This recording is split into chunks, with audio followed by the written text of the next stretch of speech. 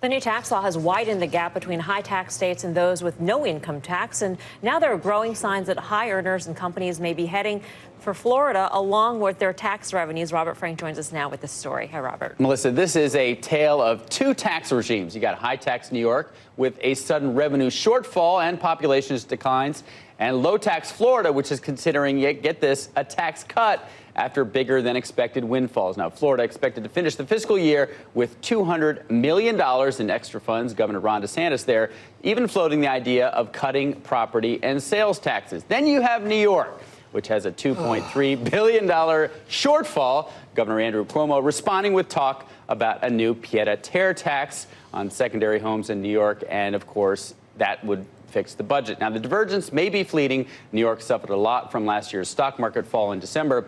But the new federal tax law that limits those state and local deductions could accelerate a shift in growth from high tax to low tax states. Now, New York's GDP growing at 2.8% in the latest period, Florida growing a point faster at 3.8%. New York's population was basically flat in the latest full year period, 2017, signs that it actually declined in 2018. Florida's population growing close to 2%. And New York collected an average of $9,000 per person in combined state and local taxes in 2017, more than twice as much as Florida. Now, the Tax Foundation, get this, announced the Tax Freedom Day for each state. That's how long you have to work to pay all your federal, state, and local taxes. Florida's Tax Freedom Day, actually before tax day, April 13th. New York ranked last in the country. You have to work until May 14th. Until you paid all your taxes. I'm surprised it's only a month difference. Seriously. Yeah. Well, at the top rate, that's the average. At the top rate, you're talking about July or August. God almighty. Let's bring in. He's just over there chortling, laughing. Let's bring in a lawmaker on set with us now, Florida Senator Rick Scott, and you were governor, so you got to. It didn't just happen yesterday. Right. It's been going on for quite a while. Look, senators, as far as I can tell, senators do absolutely nothing. So it had to be when you were a governor when actually something positive was going on, right? So in 8 years, we cut taxes almost 100 times. I just finished in January. $10 billion in taxes, paid off a third of the state debt. About 400,000 people are moving to Florida a year, and we cut taxes every year. I was so appreciative of Cuomo and Malloy and Wolf. Just raise your taxes. Great American. And now Murphy in New Jersey. The best is raise your taxes on the expensive homes. That's the best help. I hope New York hurries up and does that so we get another 5,000 people to move to Florida. I mean, we had one of the gentlemen on, Robert, one of the state senators, and he wants to fix the subways with the extra money they get from the taxes. With the pied-à-terre. And I said, but what if you actually have less revenue and you have less than what you started with because of the taxes? And his eyes just like glaze over, like they don't connect dots. Right? It's good for us. It's good for Florida. But New York is a big donor state. They give a lot more to the federal government than they receive. Florida actually receives more from the federal government than it puts in. So there is that national imbalance. We pay 30% more in transportation fees and get 30% less. We get half as much money per capita for Medicaid recipients as New York gets. There's a program for our low-income pool for our hospitals. Florida gets less than $300 million a year. We have more people living in Florida, more people on Medicaid in Florida, and New York gets $1.7 billion. So I've heard what Robert has said repeatedly. Is that an accurate statistic or not? I mean, you can go through the list. I can tell you what things I looked at. Look at Medicaid as an example. I mean, we get it doesn't matter whether you expand it or not.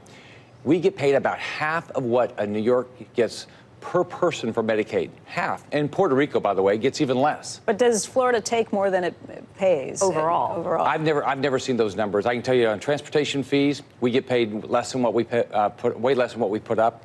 I mean, I'm fighting right now just to get money back to the feds. Where I had to put up the Fed portion as governor for reports. They wouldn't put up their money for reports. I'd put up the Fed portion for reports. I think you put in, I saw a calculation, you put in 315 per year and you get back 350 from the federal government. So, and again, it depends on how you count Medicaid and its probably the difference would be Medicare.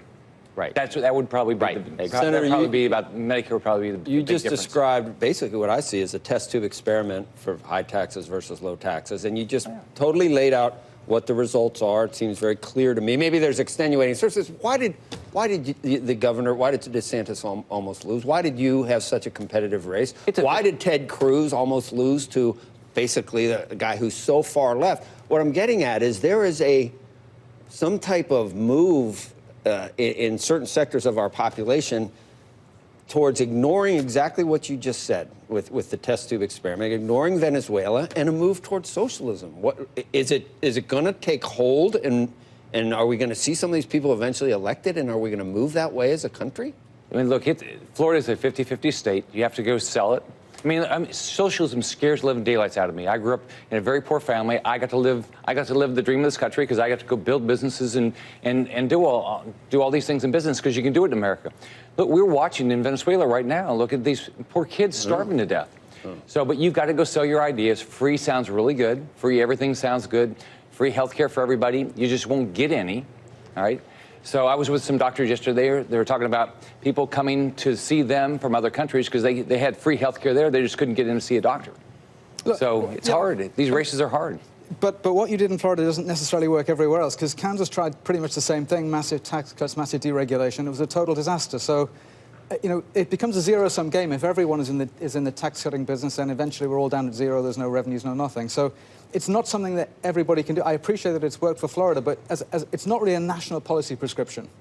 Well, I mean, you can't just do, it's not just tax policy. You've got to do other things. So what I did is I looked at Florida like a business, all right? What was, when I walked in, the 4 years we had lost 832,000 jobs. Home prices had dropped 50%. So play to your strengths. Where are their strengths? Invest in your ports. We have 15 seaports. The Panama Canal is being finished. So invested $200 million a year in our ports. Number two, invest in tourism. We grew the number of tourists by 50%, from 80 million tourists to 125 million tourists. So a place like Kansas, play to your strengths. Thank you, Senator. Thank you. Squawkbox will be right back.